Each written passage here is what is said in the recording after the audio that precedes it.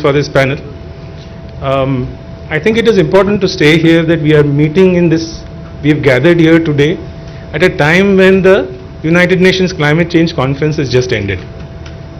And I feel that nothing much came out of it, except perhaps a little money for poorer countries. We are also sitting here today when there is a war going on in Ukraine and energy prices around the world have skyrocketed. When energy prices skyrocket, you have inflation. When you have inflation, economies are hurting, and when economies are hurting, I realize very few people talk about climate change. But at the same time, in the last 2 years, we've had severe rains damaging our crops. We've had very bad floods hurting our cities. We've had some of the most polluted cities in India hurting people's health. And we've had fires around the world. So I think whether you like it or not, we have to start talking about climate change. And that is, in fact, one of the figures that I saw online was, Niti Aayog figures was that India's GDP hurts, about 20% of its GDP is hurt because of climate change. So we cannot ignore this subject anymore. And that is why we went into, Times of India went into this whole initiative of the circular economy and creating more and more awareness about it. Instead of me now, I think many of you are experts in this field. It's very happy to have you here, and instead of me preaching to the converted, I would like KTR Garu to come and talk to us. One word about KTR Garu is that as journalists, we often talk to politicians. They tell us a lot of interesting things, but most of the interesting things are off record. With KTR Garu, many of the interesting things are on record, so it is always a pleasure to listen to him. I hope he does some plain speak here as well. Thank you. He's done your job. Thank you, Robin. Thank you for inviting me. Thank you to the entire team of Times of India for having us here on this very, very important topic. But before I begin, I'd like to start with a video that I want to play for you. This is the video where Hyderabad was recently recognized as the world's green city in Seoul. Just wanted to play that video for you and then we take it from there. Hyderabad, a city with an iconic heritage. Besides advancing in technology, innovation and infrastructure, Hyderabad is also transforming into the world's #1 eco-friendly city, meeting the UN Sustainable Development Goals. Hyderabad was awarded Tree City of the World twice for the years 2020 and 2021 by FAO and Arbor Day Foundation. Now, Hyderabad, the capital city of Telangana, wins another laurel.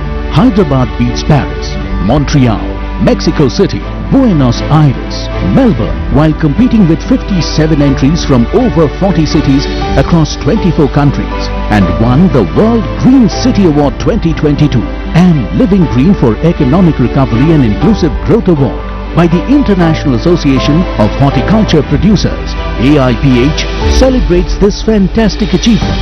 For the city of Hyderabad, we can confidently say that Hyderabad is a world leader in nature-oriented approaches to city design, form and function, says Mr. Tim Briarcliffe, Secretary General, AIPH.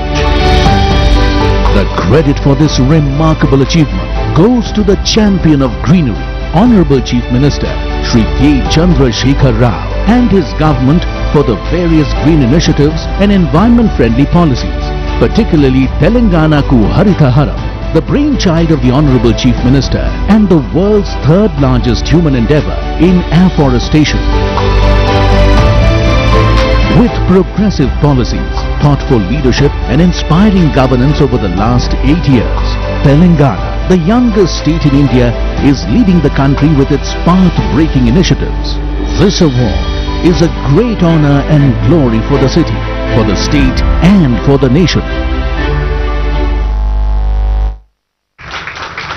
Thank you. Like I said, I'm very glad to be a part of this Replanet initiative of the Times of India with very specific focus on water and the importance of circular economy. This topic assumes a lot of significance and there's a lot of topical significance with reference to urban areas, and me being the Urban Development Minister, I also wanted to share with you a few things that we have attempted and a few things where we have succeeded, and also areas where we are still working on in terms of ensuring that our cities, which have turned into heat islands and have become single biggest contributor to carbon emissions, have to be tackled. And this is something that I say not just as a Minister for Urban Development, but also as a very concerned citizen and as a concerned father who's worried about the future generations as well. As we all understand, as we all know, cities across the world, not just in India, have become the economic engines, propelling our growth stories across the universe, across the planet. Now, if you just look at India, or if you look at Telangana for that matter, more than 45% of Telangana's GSDP actually comes from Hyderabad and the suburban areas of Hyderabad. Same is the logic for every single nation across the world. In fact, a few years ago, I have mentioned this before, but I'll say it again. A few years ago, I had a meeting with Satya Nadella, who is the chairman of Microsoft, CEO and chairman of Microsoft. So when I was sharing with him that Telangana is a very urban state and a large chunk of our revenue actually comes from urban pockets, Satya shared something very insightful and interesting. He said, even though Microsoft actually exists in nearly 180 countries in terms of presence, 70% of Microsoft's revenue also comes from 80 cities across the world. So cities have become magnets for investment. Cities have become magnets for migration, urbanization, primarily because, people migrate to cities in search of better livelihood opportunities, better education facilities, better healthcare facilities. In general, better living standards is what they come in anticipation of. As a result, what we are witnessing today is, Mr. Nitin Gadkari, Honorable Minister, Union Minister, keeps referring to this, and let me paraphrase him a bit. Mr. Gadkari keeps telling us whenever we meet him that whatever urbanization has happened over the last 5,000 years is likely to happen over the next 50 years. The same quantum of urbanization that has happened in the last 5,000 years will be happening again, will be repeating itself over the course of next 50 years. So that kind of points you to the enormity of the challenge at hand for all of us.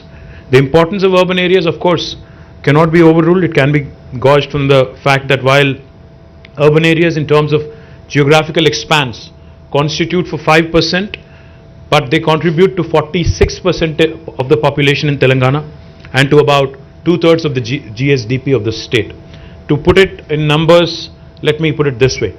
If you look at Telangana as a state, our geographical area that the state currently kind of covers or extends to is about 1,12,000 square kilometers, out of which Hyderabad alone is 675 square kilometers.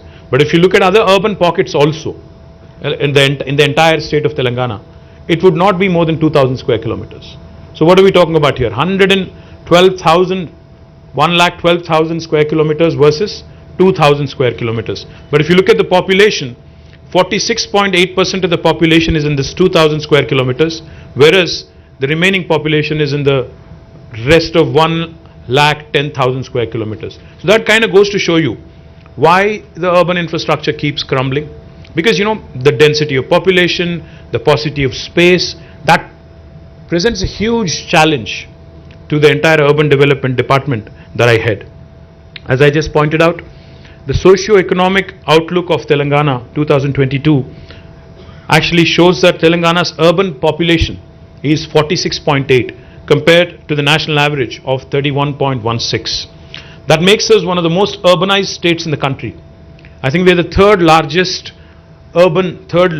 most urban state after Tamil Nadu, which is at 48.45, and Kerala at 47.23, and right after us is Maharashtra at 45.23. So that makes Telangana one of the most urbanized states in the entire country, and we are also one of the fastest growing urban economies in the country. When the state of Telangana was formed in 2014, we had 68 ULBs, the urban local bodies, but now the number has been increased to 142. That includes Hyderabad as well. Hyderabad, while we have still lot many challenges and lot many issues to tackle, I'm happy to share with you that over the last 5 years, and more particularly from the period 2015 until 2020, Hyderabad has been rated consistently by Mercer as the best city in India on the quality of living index, and I'm very, very proud of the fact that this has come even despite all the challenges after the new state was formed, the transition, etc., etc. But our goal is not just to be the best in India. Our ambition is larger. We are audacious in terms of vision, because our Honorable Chief Minister will not rest on laurels. He's not somebody who's content being known as the best in India. He's given us a task. He's asked us to be one among the best cities, best top 25 cities in the world in terms of livability index. And that's a humongous task, because if you look at the global rankings, while Hyderabad is number 1 in India in terms of livability, on the world index we are still 140. So that gives us another huge task in terms of moving up that ladder, because it's a huge task. So what are we doing? What are we trying to do to ensure that we live up to that vision? What are we trying to do to ensure that Hyderabad actually becomes a sustainable city in terms of all the methods, practices that we follow? One of the things I will talk about today, which I'm very proud of, our Metro Water Supply and Sewerage Board's MD is here, Dana Kishore. Let me also tell you something that I'm truly proud of. Hyderabad will become the first city in India come March, April next year, which would be treating every single drop of sewerage. We have undertaken a humongous task, are setting up nearly 31 sewerage treatment plants with a capacity of 1,259 MLD of sewerage waste, costing us about 3,866 crore. And once completed at a secondary level, this treatment would be of secondary level and backed by legislation. This will make Hyderabad, among all Indian cities, the first city to have achieved 100% treatment of sewerage, which I'm very proud of. And I do believe this will set a new benchmark for the rest of India. Now, how do we plan to reuse this water, treated water?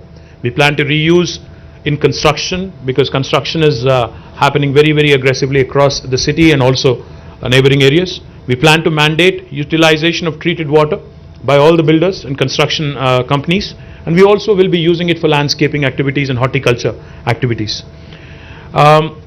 We could potentially also, in fact, use this water, treated water, to cool the furnaces and thermal plants and to do a number of other things as well.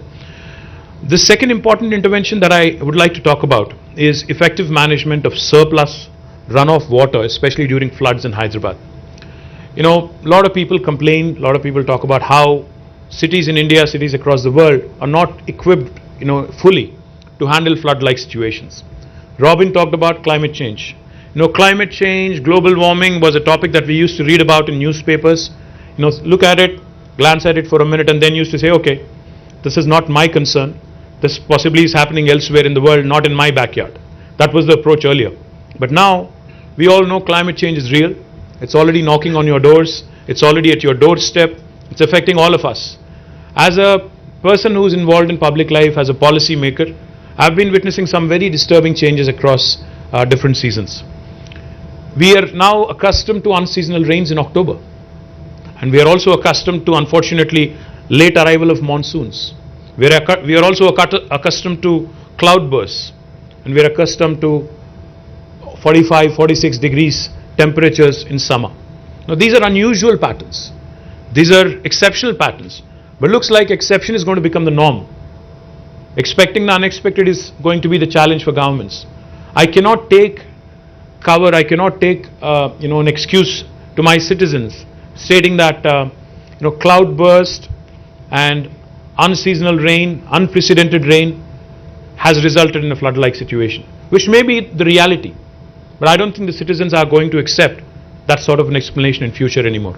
So therefore, in Hyderabad, we have started on an important task, because no city in the world can of course deal with cloudbursts or torrential rains, but the least we can do is to prepare as well as we can, equip ourselves as well as we can. And so therefore, we have undertaken a very detailed study. A company called Shah Consultants based in Pune has undertaken this study. The hydrological map of Telangana, hydrological map of Hyderabad has been prepared. We have mapped surface runoff flows, micro basins of drainages, blockade points, and what needs to be done to address the issue on a permanent basis. Out of this, we have actually formulated a new idea called a Strategic Nala Development Program, SNDP. Happy to share with you that this Nala development, which has started with about 1,000 crores of initial estimates, has been going well. Of course, there's a long way to go, but I do believe that we have made some few decisions, and few important projects have been kicked off in the right direction. The third thing I'd like to talk about is solid waste management. When this government came into office in 2014, the total waste collection, municipal solid waste collection in the city of Hyderabad was about 3,500 metric tons per day. But today, that has increased to 6,000 metric tons per day. And what we have done in the last 8 years is, we have come out with a policy on ensuring not just municipal solid waste, but all kinds of waste, construction and demolition waste, liquid waste, which is sewerage, also biological waste and e-waste. All of these forms of waste are being processed diligently, are being processed scientifically to ensure Hyderabad becomes a benchmark and Hyderabad becomes a leading example of how a city can function.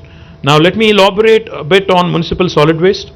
We have in fact commissioned a 20 megawatt plant, South India's largest municipal waste to energy plant in Jawahar Nagar Corporation, which is very close to Hyderabad.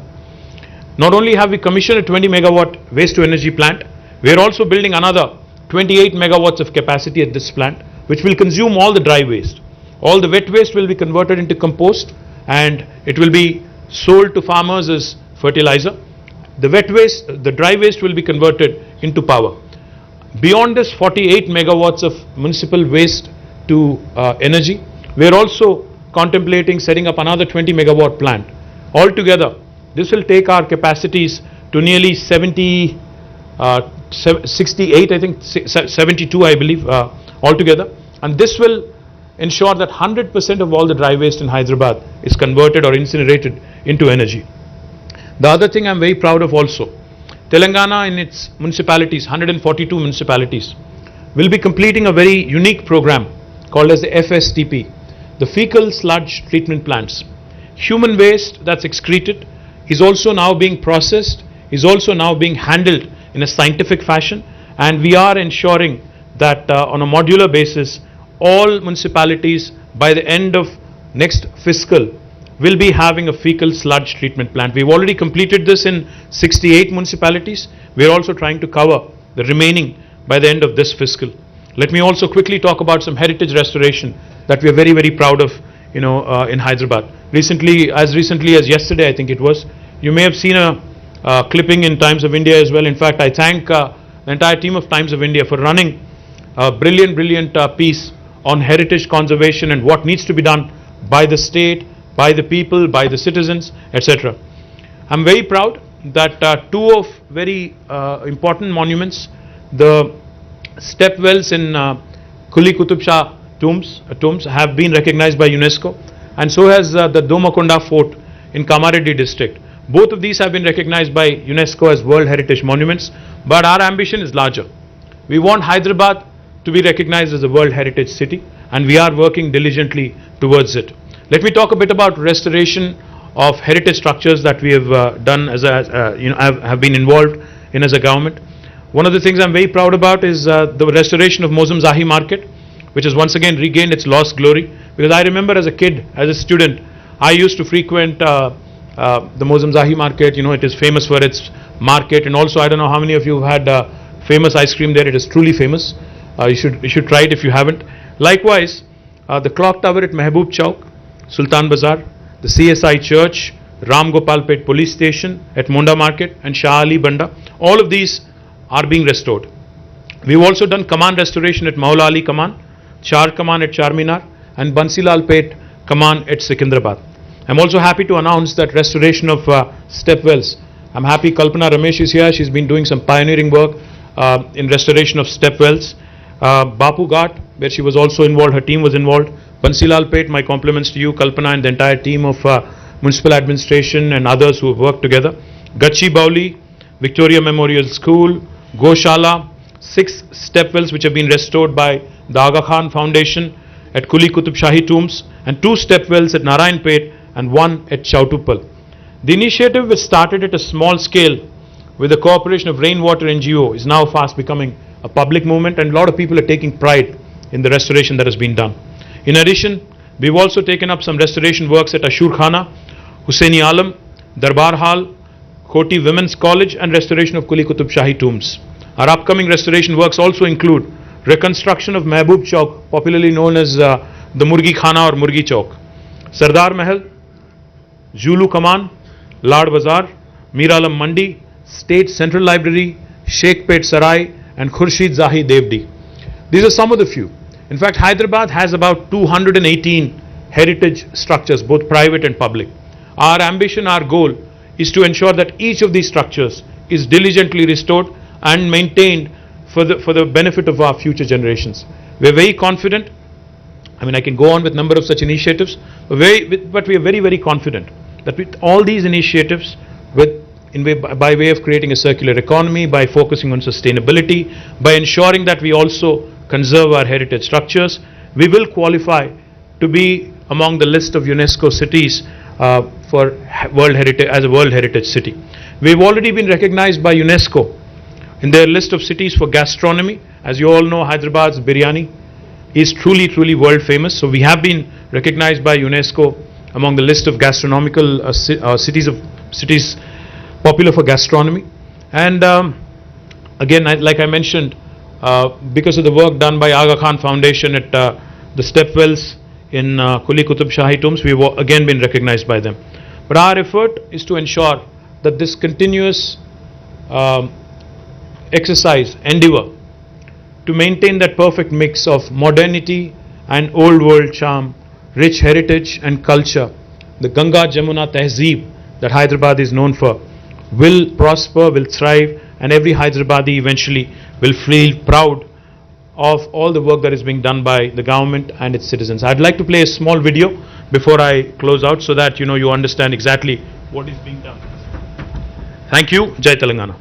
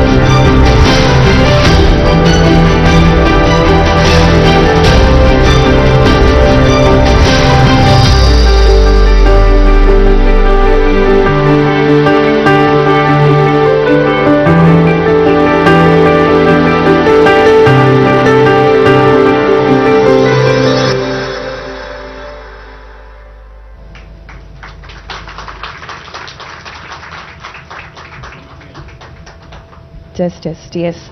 Thank you so much, our Honorable Minister, for sharing valuable insights and inputs with all of us here today and always inspiring us. And then again, we look forward to seeing Telangana as one among the top 25 cities in the world. I now request Mr. Robin David to kindly please present the closing remarks. Thank you very much, KTR Garu, for sharing your perspective. I think there were three takeaways for me from this entire exercise. One is that you want to make Hyderabad a climate resilient city. Secondly, you want Hyderabad to be one of the most livable cities in the world. And thirdly, you want it to become a World Heritage City. All three, Times of India would be very happy to work with you on. We've already done a sustained campaign on heritage. We will also work with you on the other two initiatives, even if we are occasionally critical of what we say. Thank you.